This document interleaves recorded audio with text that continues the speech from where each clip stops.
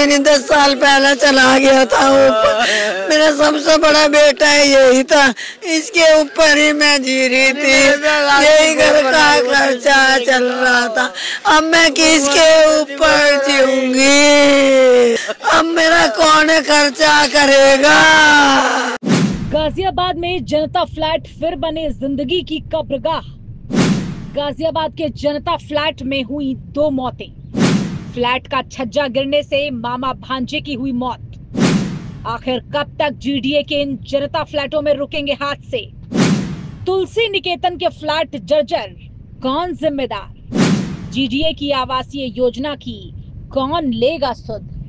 क्योंकि हालात हैं कि संभलते नहीं। जी हां, गाजियाबाद के तुलसी निकेतन इलाके में दर्दनाक हादसा पेश आया। यहां एक जर्जर फ्लैट का छज्जा अचानक गिर गया, जिससे मामा भांजे की मौत हो गई। बता दें कि दोनों परचून का सामान लेने दुकान पर पहुंचे थे। उसी दौरान उनके ऊपर मलबा आ गिरा।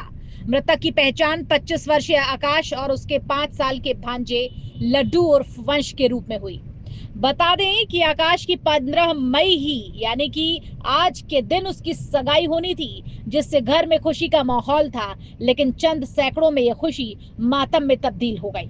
जिस छज्जे से मामा भांजे की मौत हुई वो फ्लैट शबीना नाम की महिला का है। घटना के बाद ताला लगाकर ये महिला फरार हो गई। हादसे के बाद इलाके में हड़कंप मच गया और लोग जीडीए और प्रशासन के खिलाफ गहरा आक्रोश दिखाते नजर आए। नमस्कार, मैं कोमल सिंह और आप दिख रहे हैं आर न्यूज नेटवर्क। मेरी मौजूदगी है गाजियाबाद की उस जगह जहां पर छज्जा गिरने से मामा भांजे की मौत हो गई। और बता दें कि यहां के जो फ्लैट है उनकी बहुत ही जर्जर हालत है, लेकिन फिर भी यहां के जो लोग हैं वो इनमें रहने के लिए मजबूर है। मेरे साथ में यहां के स्थानीय लोग मौजूद है, जिनसे जानेंगे कि क्या हुआ मौके पर। तो सर, यहाँ पे जब ये घटना घटी थी उस टाइम पे क्या हुआ था? उस टाइम में हम यहाँ आए नहीं थे। हम बाद में जब पता चला हमें आवाज़ आ रही है, काफ़ी रुक्का मचा। जब जाकर हम भाग के आए, देखने लगे, सारे भागने लगे। फिर हम भी आगे देखा तो यहाँ के मौत पड़ी। यहाँ पे जो है क्या नाम है उसका, सामान चीज़ लेने के लिए आए थे यहाँ पे, ठीक है, यहीं खड़े हुए थे चीज़ लेने के लिए। वो भांजा जो था वो गोद में था।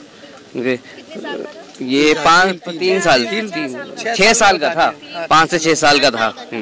तो अचानक एकदम ये इन्होंने निकाल रखा छज्जा, अचानक ये छज्जा उनके ऊपर ही गिर गया और ये टीन जो है उस बच्चे के गर्दन पे ऐसे लग के गर्दन जो है अलग हो गई उसके, वहाँ जाके गया और ये मामा जो थे वो दब गए नीचे। फिर उसके बाद में सब लोगों ने आए तो ये नीचे से उनको निकाला। बिल्कुल भी मतलब ये जो दुकान से सामान लेने आए थे मामा, हाँ, चीज दिलवाने के लिए आए थे। किसी और की थी, ये किसी और का छज्जा गिरा? जी हाँ, ये किसी और का छज्जा, ये ऊपर रहती है। ये इनका नाम क्या नाम है इनका? सबीना नाम है उनका।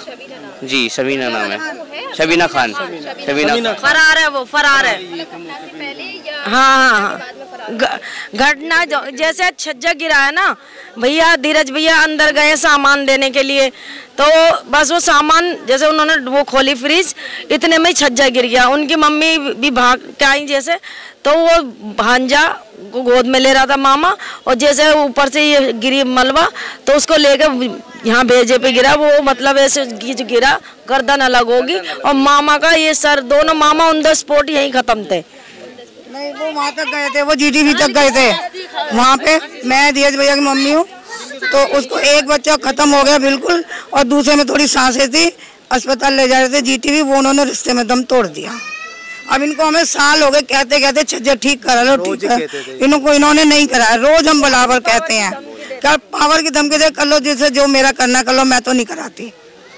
ये उसका शबीना, हाँ, मैं नहीं कराऊंगी, जो करना मेरा कर रहा हूँ। वैसे कहती है कि मानव अधिकार की मैं वो हूँ, अध्यक्ष हूँ, लेकिन सबके अधिकार वो छीनती है। गाली इतनी गंदी गंदी देती है जिसका कोई हिसाब नहीं है। हर बंदा उसके मुंह नहीं लगता कि गाली बकती है। वो ममदन हमारी भैंस हुई थी 6 बजे करीब, रोज होती है हमारी। 6 बजे इनकी भैंस हुई थी कि यहाँ पे मतलब पानी लीक कर रहा है, इसे ठीक करवा लो, लेकिन वो मानी नहीं। उनने ये कहा कि जो तुम कर सकते हो वो कर लो। तो ये ऐसी 7 बजे करीब, 7:30 बजे करीब ये गिरा है पूरा गंदा करके। मैं और ये थे, हम दोनों थे। हम लोग भागे हैं तो वो बच्चा ना वो भागा है, वो अचानक से पूरा गिरा। ये मैं तो हम लोगों ने वहाँ से ईंट उठाई है, तो वहाँ से ईंट उठाई ना, तो वो ईंट जो है हिली नहीं, मेरे यहाँ पे लगी। हाँ, ये यहाँ पे मेरे लगी है और उठाने में लगी थी। कम से कम 13-12 लोगों ने वो उठाई है। जब उस बच्चे को देखा ना तो रूह पूरी कांप गई थी, उसकी गर्दन ही नहीं थी, पूरी गर्दन अलग थी, इतना हिस्सा उसका अलग था। फिर उसे उसमें लेके गए, क्या कहते हैं, चद्दर में बांध के, बस।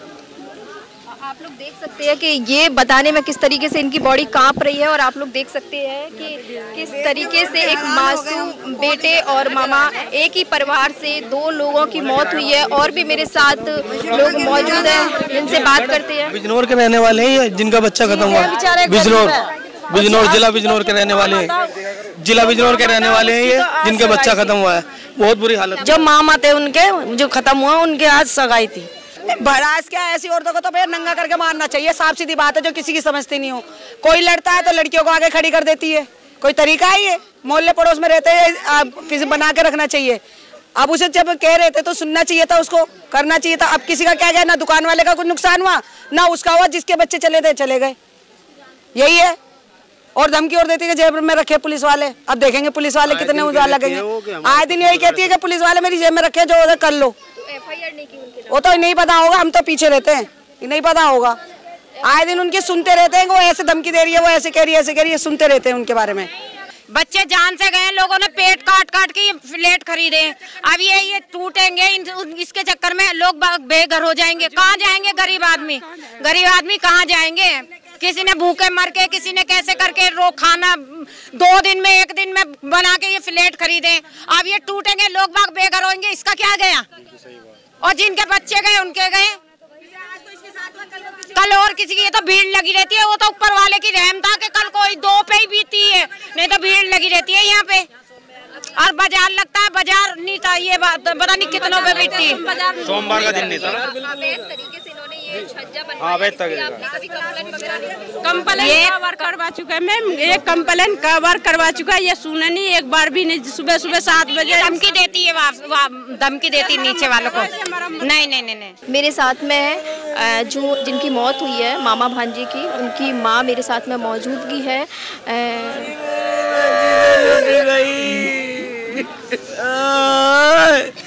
मेरे को तो सहारा ही खुद वही तो आदमी बिना सिर पे वही कमाने वाला था। मैंने मेरे सर पे तो आदमी भी नहीं, 10 साल पहले चला गया था ऊपर। मेरा सबसे बड़ा बेटा है, यही था, इसके ऊपर ही मैं जी रही थी, यही घर का खर्चा चल रहा था। अब मैं किसके ऊपर जीऊंगी? अब मेरा कौन खर्चा करेगा? पुलिस वाले कुछ नहीं कर रहे, पुलिस वाले सिर्फ उसकी सेफ्टी कर रहे हैं। जिसका छज्जा गिरा है उसको बचा रहे हैं, उसकी चमचागिरी कर रहे हैं पुलिस वाले। हमारे तो बच्चे चले गए, वो उसको बिठा रखा है एसी की हवा में।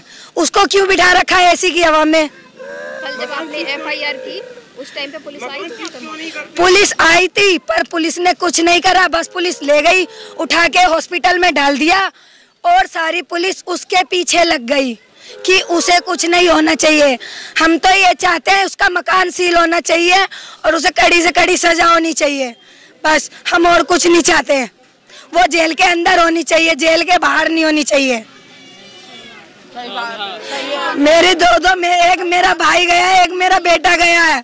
मेरे लड़के की गर्दन तक उड़ गई और वो यहाँ से भाग के चली गई। अगर उसकी गलती नहीं थी तो वो यहीं पे रहती, भाग क्यों चली गई? उससे इतनी सालों से कह रहे कि इसको ठीक करा ले, इसको ठीक करा ले। उसको पता चला कि बच्चे खत्म हो गए, वो यहाँ से भाग गई अपना पूरा परिवार लेके। पीछे के गेट से उतर गई, पीछे के गेट से चली गई। पुलिस वाले आए, उसका एसी उतार के ले गए। मतलब उसको एसी की हवा में बिठा रहे हैं पुलिस वाले। हम यहाँ धूप में बैठे अपने बच्चे के लिए। क्या मतलब है तुम्हारा उसको एसी में बिठाने का? वो जेब गरम कर रही है इसलिए उसको एसी में बिठाया जा रहा है। और हमारे पास क्या? हमारे पास तो वही दौलत है। हमारे पास हमारी बच्चे दौलत थे, वो हमारी छीन ली दौलत। तो हम क्या करेंगे? हम तो रोड पे ही बैठेंगे ना मैडम, एसी में तो बैठेंगे नहीं। उसका मेरा तो कहना यही है, उसका मकान सील करा जाए और उसको कड़ी से कड़ी सजा दी जाए, उसको फांसी दी जाए जैसे मेरे बच्चे और मेरा भाई गया है। मैं कुछ नहीं जानती, मुझे नहीं चाहिए किसी का 1 रुपया भी। ये पैसे लेने से मेरा बच्चा वापस नहीं आ जाएगा या मेरा भाई वापस नहीं आ जाएगा, उसको भी ऐसी सजा मिलनी चाहिए। मैं पिछले कई साल से इनसे कंप्लेंट कर रहा हूँ, बार बार इनके घर जाता हूँ, एक ही धमकी मिलती है कि मैं मानव अधिकार की नेता हूँ और मैं नहीं करा रही, तुम जो कर सकते हो कर लो। मैंने कितनी बार कंप्लेंट करी है, कितनी बार इन्हें बोला है, लेकिन कोई सुनवाई नहीं। बस अपनी दादागिरी इनकी चल रही है। यहाँ पे पीछे जीडीए का मकान इन्होंने घेर रखा है, पार्किंग घेर रखी है, अपनी दादागिरी पूरी चलाती है। एक नेता है इसीलिए पुलिस को अपनी जेब में बताती है, जब भी जाओ झाड़ के भगा देती है। जब करा दूंगी मैं करा दूंगी बस यही करती है। 3 मंजिल मकान अलाउड है और ये 4-4 मंजिल बने हुए हैं। ऐसा क्यों? जीडीए क्या किससे ले रही है पैसा? यहाँ के लोकल ठेकेदारों से, लोकल नेताओं से, किन से ले रही है ये पैसा जीडीए? जिस वजह से ये 4-4 मंजिल खड़े हैं। ये मकान झज्जर है, इन पर 4थी मंजिल खड़ी होगी, होगा क्या यहाँ? यहाँ ऐसे ही हादसे होंगे। फिर यहाँ नेतागिरी कि हम पुलिस में कोई कुछ नहीं कर सकता या नहीं हो सकता। पुलिस बहुत कुछ कर सकती है अगर पुलिस अपने पर आ जाए तो। इस समय योगी सरकार है। पर हो गए, मेरी मम्मी रोज शिकायत करने जाती है, सही करा लो। आज ये सही करा लेती तो ये हादसा ना होता। 1.5 साल हो गए कहते हम कहने भी गए तो उल्टा हम पे केस डाल दिया। मेरे हस्बैंड को उल्टा फंसा दिया और लड़कियों को बलात्कार करना है, उल्टा हम पे केस डाल दिया इन्होंने तो उल्टा ही। आप यहाँ से फोटो खींचिए, देखिए ये 4-4 मंजिल बने हुए हैं मकान सारे। ये 4-4 मंजिल मकान है, देखिए, जबकि यहाँ 3 मंजिल से ज्यादा अलाउड नहीं है। पूरे इसमें 3 मंजिल से ज्यादा अलाउड नहीं है लिखित में जीडीए से, और 4-4 मंजिल है।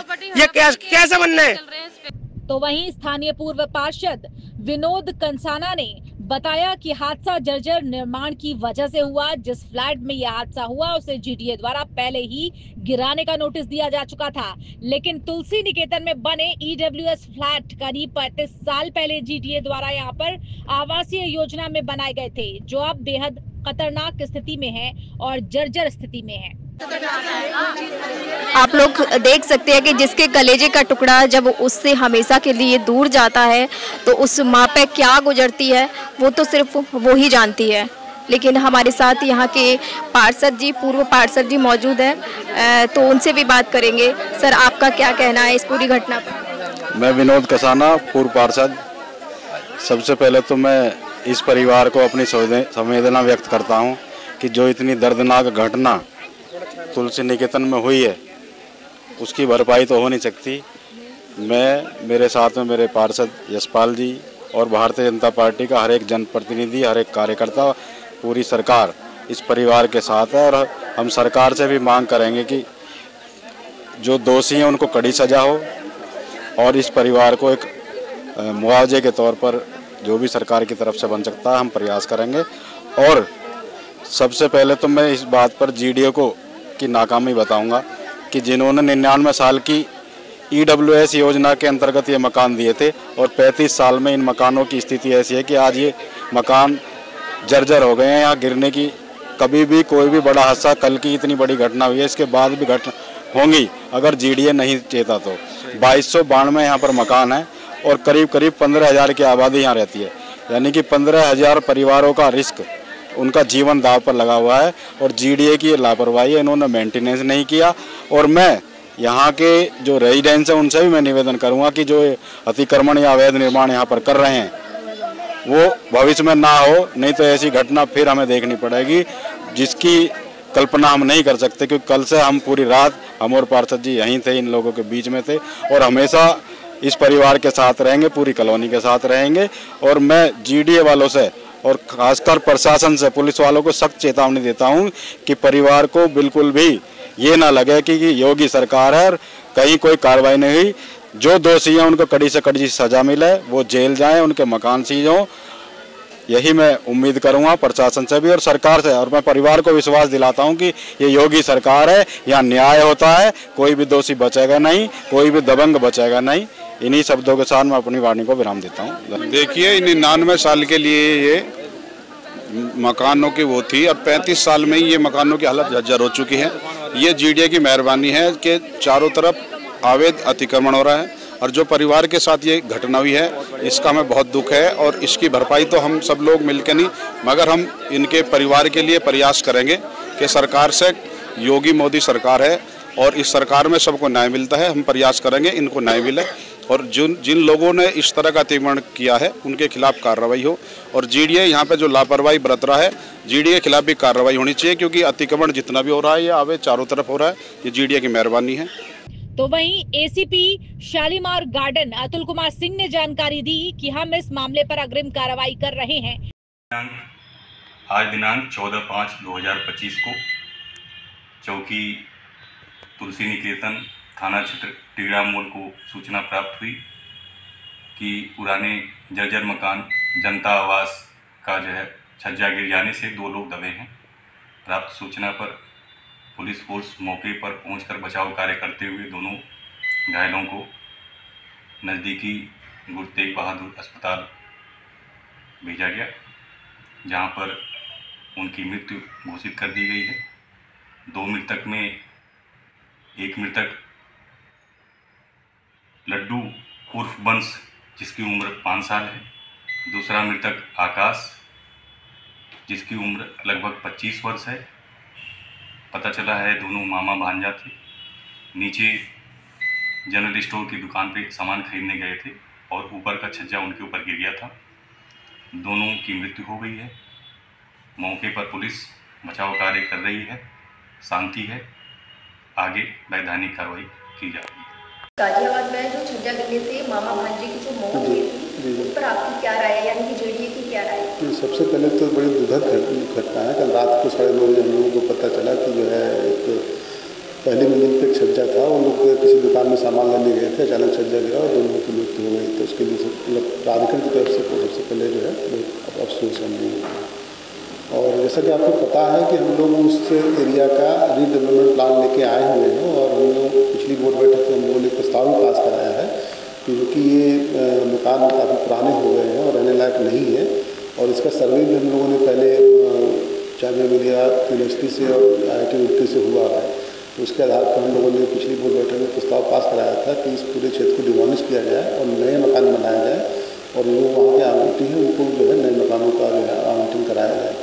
तो इसके लिए हम लोगों ने हमारे सचिव साहब के साथ, टीपीने के साथ, सहायक अभियंता के साथ करीब 10 दिन पहले वहाँ के लोगों के साथ एक मीटिंग भी की थी और उनसे सहयोग भी मांगा था कि हम लोग सर्वे करने जा रहे हैं कि उन मकानों में कैसे लोग रह रहे हैं, मूल आवंटी है या पावर अटानी के आधार पर या किराए के आधार पर, ताकि एक तस्वीर निकल के आए और हम लोग उनके लिए एक प्लान बना सकें। तो हमारा सर्वे चल रहा था और जैसे सर्वे पूरा हो जाएगा तो एक तस्वीर निकल के आएगी और इसका EOI भी हम लोगों ने अभी निकाल रखा है कि निजी विकासकर्ताओं के लिए, ताकि निजी विकासकर्ता आएंगे तो नए मकान बनाएंगे।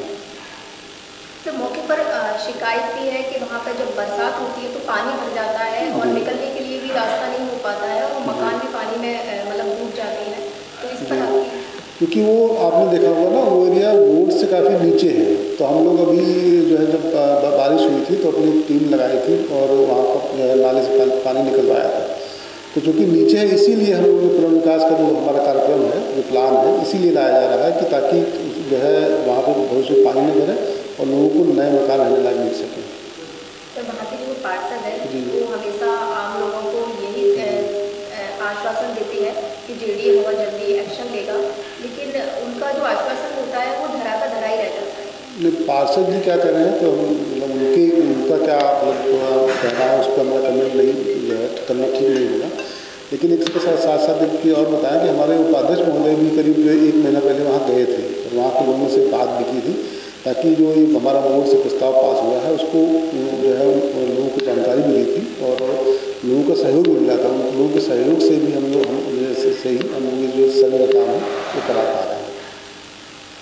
तो सर अब क्या एक्शन लिया जाएगा, यानी कि अभी तो 2 मौत हुई है, क्या जेडीए आगे बड़ी घटना का इंतजार कर रहा है या इसी पर फुल स्टॉप रखेगा? नहीं, हमारे उपाध्यक्ष जी महोदय इस मामले में बहुत संवेदनशील है, इसीलिए उन्होंने जो है ये प्रस्ताव बोर्ड में रखवाया। बोर्ड में प्रस्ताव स्वीकृत होने के बाद अगले करीब जो है 2 दिन बाद वो स्वयं जो है क्षेत्र में गए और वहाँ के लोगों से बातचीत की। तो प्राधिकरण अपनी ओर से प्रयास कर रहा है कि इस प्रकार की घटनाएं ना हो और जल्दी से जल्दी जो है सर्वे हो जाए। सर्वे के बाद हम लोग जो है एक नया प्लान लेके आ सकें।